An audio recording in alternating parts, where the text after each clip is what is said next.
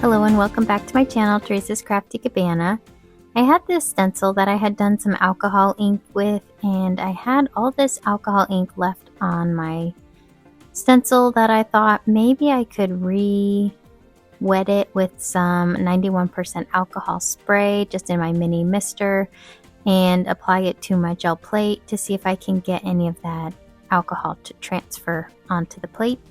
I just really liked the colors, and it was a shame to waste that by just cleaning it, so this was my idea to kind of use up what was on there if it would transfer. So I did pull that up. Some of the areas looked like they smeared, but when it dried, it kind of evened out and it didn't look smeary anymore. Then I put some Titan buff of my golden acrylic paint over the top of that. And I'm using just a little decorative bowl here that I picked up from Dollar Tree just to get another layer behind this white layer. In between, when I press it on the gel plate, I am wiping it off with a paper towel just so I can get a nice clean impression each time.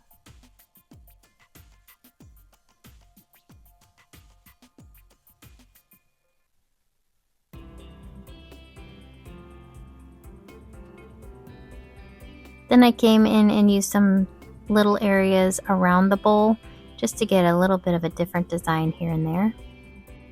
I used this Pearl Violet from Amsterdam to pull this print.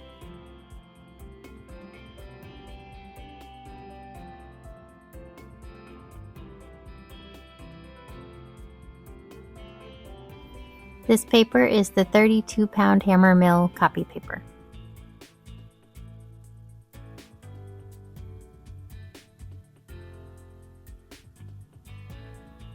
I leave it to dry for about 10 minutes, and then I came back and it had completely adhered, all of the alcohol and the paint, and it made a really nice transfer. Especially this paint, or the alcohol ink, had been on this stencil for several weeks, so it was kind of nice to be able to come back to it and be able to use it in this way. And I wanted to add another layer on top of it, so I have this really nice sunflower stencil. This is designed by Christy Hartman, and it's sold over at PM Artist Studio. This is a great stencil. I love that it has lots of wide openings, and I wanted just the outline of the sunflowers. So I used my Mars Black. I removed most of the black paint around the sunflowers, and then picked up my stencil while the paint was still wet. I put my print right over the top. Now it had fallen onto the plate and I didn't want to move it, so I just left it as is and pressed down with this piece of brown paper right over the top. I didn't leave it to dry for very long, just as long as you're seeing right now. This is real time. And then I removed it, so there was still some of the black outline on the gel plate, but a lot of it had transferred onto the print, and I think it just gave it a little bit more of an interesting look versus with just the alcohol inks on there. So I was happy with how that turned out. And then since I had the black left over on the gel plate, I didn't want it to go to waste. The colors that I'm using are the teal, the yellow, the red light, and the magenta. I mixed those with white, or the Titan buff, just so that I could get them to be a lighter color and also less transparent.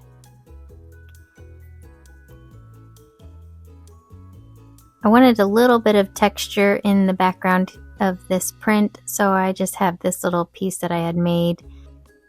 It was just a part of a fruit bag that I had cut apart and glued onto this piece of cardboard just to give it a nice little texture. And then I put that brown piece of paper that had the black sunflowers that I had just pulled off. I put that over the top of this just to layer it on top. This brown bag is actually packaging from one of my, probably an Amazon shipment, but it had like a lot of layers of this brown bag paper, and I thought it was kind of nice. It had a little bit of texture to it because it was folded a little, so I like the idea of having some texture in this. And then I also thought this would make great Gelli printing paper.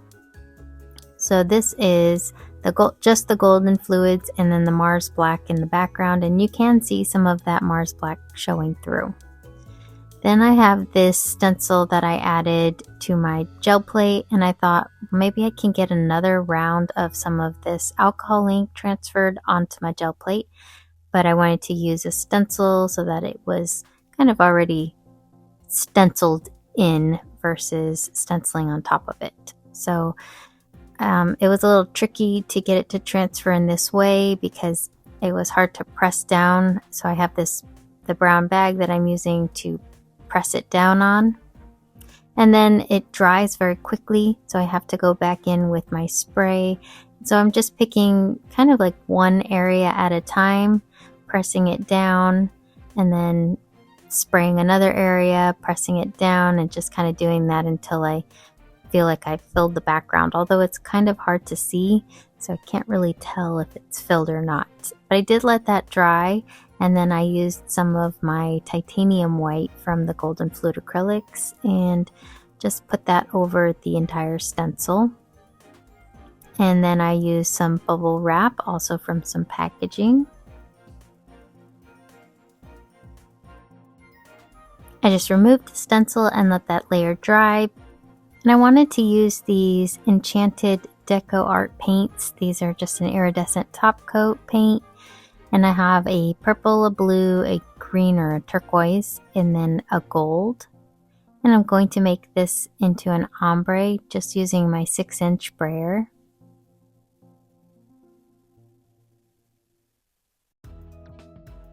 To add a little bit more texture, I'm using this little crackle plate. This is from Plaid, and it's for glass paint that you would make a kind of like a stained glass look with this, and that's going to be in the description where I got that little texture plate from.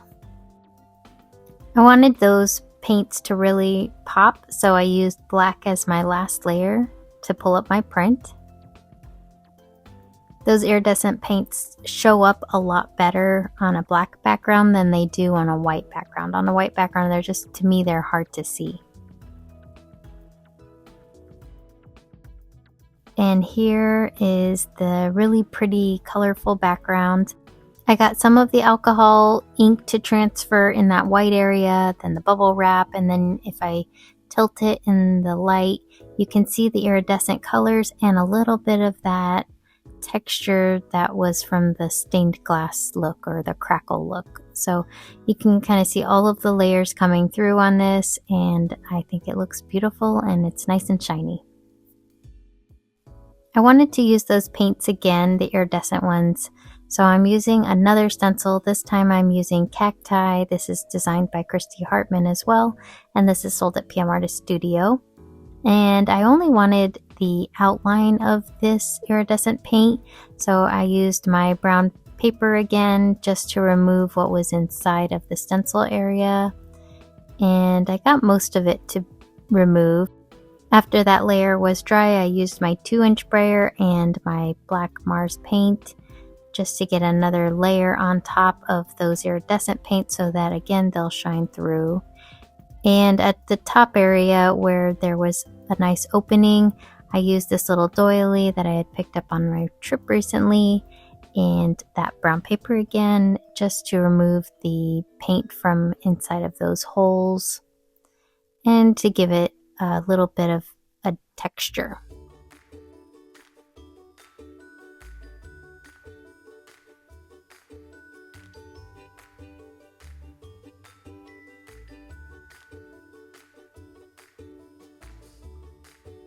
I let the black paint layer dry. Now I'm putting out some more color. I've got the turquoise from Golden, the magenta, and some yellow. Mixing those with my Titan Buff.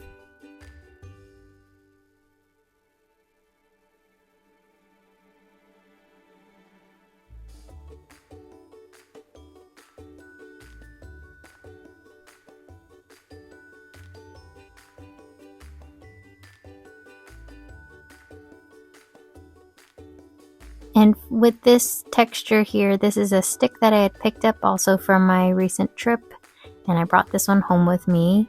I loved the design that I got just by rolling this stick over my gel plate. So I used it on this layer to remove just a little bit more of that paint.